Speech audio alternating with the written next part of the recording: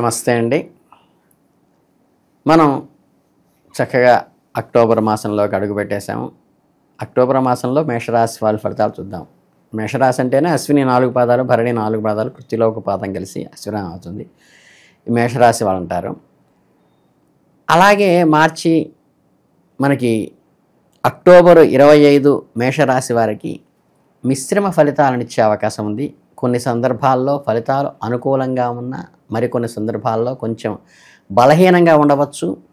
గ్రహాల సంచారాన్ని బట్టి చూస్తే ఈ నెలలో మీరు కొంచెం జాగ్రత్తగా ఉండి ఓపికగా వ్యవహరించడం అనేది ఈ మేషరాశి వాళ్ళకి అవసరం. ఈ నెలలో ఆర్థిక పరంగా చూసుకున్నట్లయితే మిశ్రమ ఫలితాలు ఉంటాయి. ఆదాయానికి అధిపతి అయిన శని బలహీన స్థితిలో ఉన్నాడు. ఇది ఆదాయానికి సంబంధించిన విషయంలో కొన్ని ఇబ్బందులు కలుగు చేసేటువంటి విషయం ఉంది. రాహు మీ 11వ ఇంట్లో సంచరించడం వల్ల కొన్ని ఊహించిన లాభాలు, గతంలో చేసిన పెట్టుబడుల నుంచి మంచి ఫలితాలు వచ్చే అవకాశం కూడా ఉంది.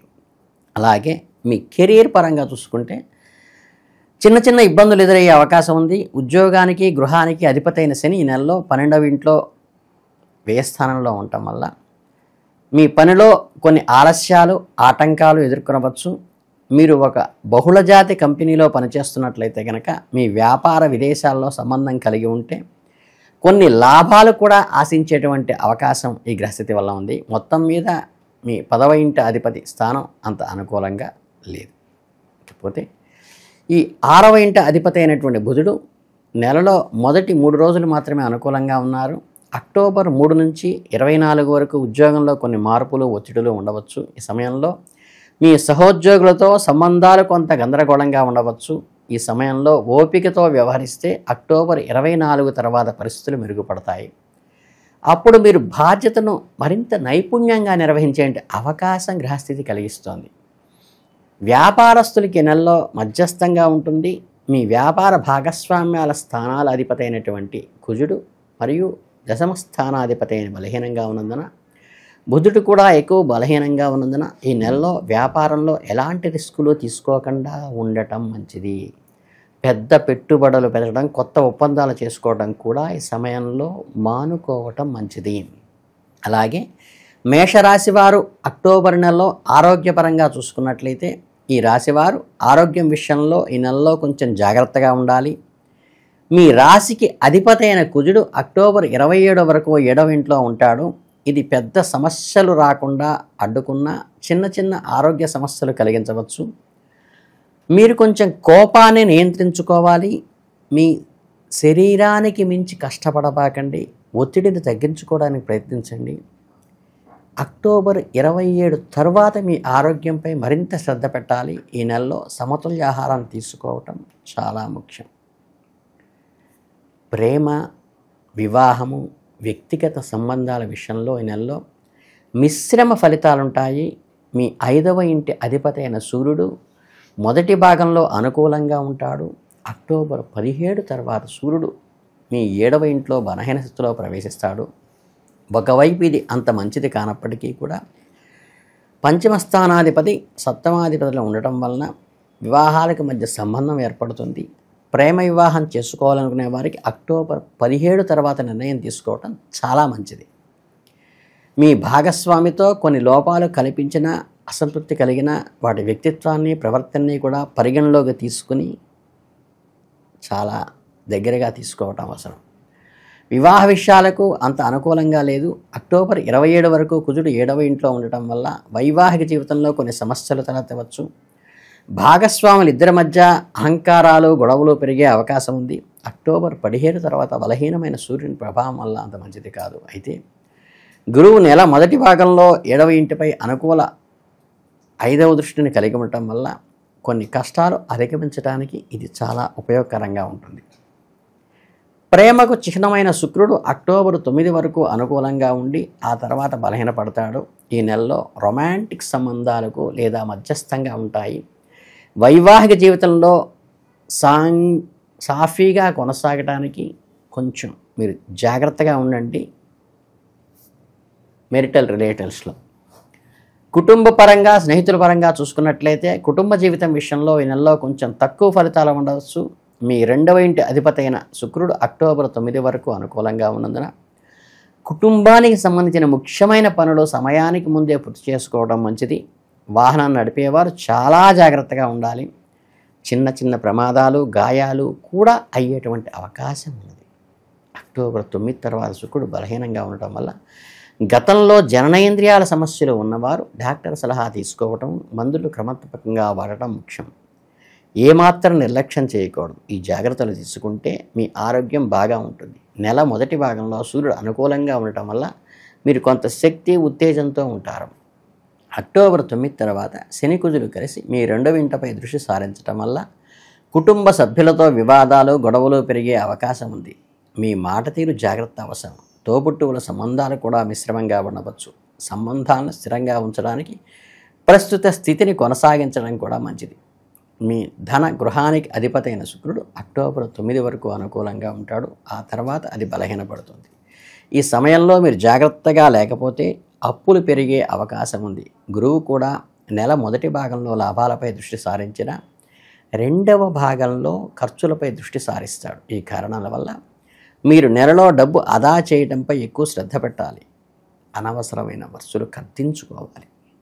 గతంలో కూడబెట్టిన డబ్బును వృధా చేయకుండా ఉండటం చాలా ముఖ్యమైనటువంటి అండర్లైన్ చేసుకోవాల్సిన విషయం. ఈ నెలలో మీ రాశిపై వివిధ గ్రహాల ప్రభావం ఎలా ఉంటుందో ఇప్పుడు చూద్దాం. సూర్యుడు అక్టోబర్ 17 వరకు సూర్యుడు మీ రాశికి అనుకూలంగా ఉంటాడు. ఆ సమయంలో మీ శక్తి, ఆత్మవిశ్వాసం పెరుగుతాయి. అక్టోబర్ 17 తర్వాత మీ 7వ ఇంట్లో ప్రవేశించడం వల్ల ఇది సాధారణంగా వైవాహిక జీవితంలో, వ్యాపార భాగస్వామ్యాల్లో కొన్ని సమస్యలు సృష్టించవచ్చు. ఓపికగా వ్యవహరించటం మంచిది. అంగారకుడికి వచ్చేసరికి మీ రాశికి అధిపతి అయిన కుజుడు అక్టోబర్ 27 వరకు మీ 7వ ఇంట్లో సంచరిస్తాడు. ఇది కొన్నిసార్లు కోపాన్ని, ఆవేశాన్ని పెంచి భాగస్వాములతో గొడవలకు దారితీయవచ్చు. అక్టోబర్ 27 తర్వాత అది మీ 8వ ఇంట్లోకి మారిన సొంత రాశిలో ఉండటం వల్ల కొన్ని సందర్భాల్లో అనుకోని లాభాలు, ఆకస్మిక ప్రయోజనాలు కలిగించవచ్చు. బుధుడు అక్టోబర్ 3 వరకు మీ 6వ ఇంట్లో ఉండి ఉద్యోగంలో, ఆరోగ్యంలో మంచి ఫలితాలు ఇస్తాడు. అక్టోబర్ 3 నుండి 24 వరకు 7వ ఇంట్లో ప్రవేశించడం వల్ల భాగస్వామ్య సంబంధాల్లో కొన్ని అపార్థాలకు, కమ్యూనికేషన్ సమస్యలు రావచ్చు. అక్టోబర్ 24 తర్వాత బుధుడు మీ 8వ ఇంట్లో పెరగడం వల్ల పరిశోధన, గూఢచర్య పనులు లేదా వారసత్వ విషయాల్లో మెరుగైన ఫలితాలు వస్తాయి. కనుక వారసుల ద్వారా లాభం చేకూరుతుంది. ఇక బృహస్పతి విషయానికి వస్తే ఈ నెలలో మొదటి భాగంలో మీ 3వ స్థానంలో ఉండి నక్షత్రంలో సంచరిస్తాడు, సొంత నక్షత్రంలో. దీనివల్ల ప్రయాణంలో చిన్నపాటి ప్రయాణాలు కానీ, సోదరులతో సంబంధాలు కానీ భాతృస్థానంలో. 2వ భాగంలో 4వ ఇంట్లోకి మారటం వల్ల ఈ సంచారం కుటుంబ జీవితంలోనూ, ఇంటికి సంబంధించిన విషయాల్లోనూ చిన్నపాటి సమస్యలు కలగవచ్చు. మొత్తం మీద గురువు వల్ల మీకు మధ్యస్థ ఫలితాలు ఉంటాయి. కొంతవరకు శుభంగానే ఉంటుంది. అక్టోబర్ 9 వరకు శుక్రుడు మీ 5వ ఇంట్లో ఉండి పంచమ స్థానంలో ప్రేమ వ్యవహారాలు, పిల్లలు మరియు సృజనాత్మక రంగాల్లో మంచి ఫలితాలు ఇస్తాడు. ఆ తర్వాత అది బలహీన స్థితిలో 6వ ఇంట్లో ప్రవేశించడం వల్ల అప్పులు, శత్రువులు, ప్రతికూల ఫలితాలు కూడా ఏర్పడవచ్చు. గృహ జీవితంలో ఈ నెల మీకు అనుకూలమైన ఫలితాలు ఉంటాయి. 4వ ఇంటిపై ఎటువంటి పెద్ద గ్రహాల ప్రభావం లేదు. గురువు 4వ ఇంట్లోకి మారటం వల్ల నెల 2వ భాగంలో చిన్నపాటి సమస్యలు ఉండవచ్చు. గురువు సహజంగానే శుభగ్రహం కాబట్టి పెద్ద సమస్యలు రావు. కుటుంబ జీవితం కొంచెం బలహీనంగా ఉన్నప్పటికీ గృహ జీవితం సామరస్యం కోసం ఈ నెల అనుకూలంగానే ఉంటుంది.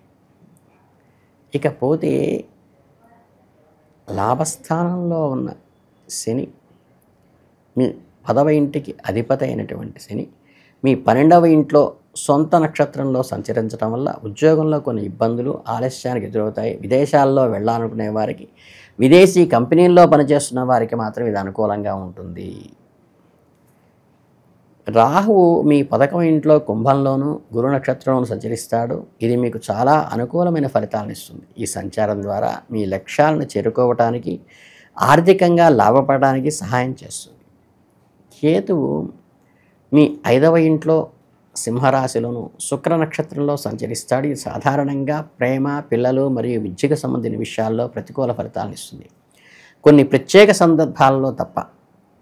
మేషరాశి వారు టోటల్గా అక్టోబర్ నెలలో పాటించాల్సిన పరిహారాలు ఏంటంటే, ఈ రాశివారు ప్రతిరోజు దుర్గామాతను భక్తి శ్రద్ధలతో పూజించాలి. ఇది మీకు శక్తిని, ధైర్యాన్ని ఇస్తుంది. క్రమం తప్పకుండా గణపతిని అథర్వ శీర్షంతో పఠించండి. ఇది మీ జీవితంలో అడ్డంకులను తొలగించడానికి చక్కని పరిహారంగా ఉపయోగపడుతుంది. ఈ నెలలో ఉప్పు తక్కువగా తినండి. ముఖ్యంగా ఆదివారాల్లో పూర్తిగా మానేయండి. ఇది మీ ఆరోగ్యాన్ని కూడా కాపాడుతుంది. మీకు మంచి రిజల్ట్ రావడానికి ఆస్కారం ఉంది. కనుక ఈ గణపతి ఆరాధన ఒక్కటి చేసుకుంటే ఈ నెలలో మీకు అద్భుతమైన ఫలితాలు వస్తాయి. ఆశ్వీజ మాసం అంతా చాలా దిగ్విజయంగా జరుగుతుంది మేషరాశి వాళ్ళకి. అందరికీ శుభాశీస్సులతో ధన్యవాదాలు.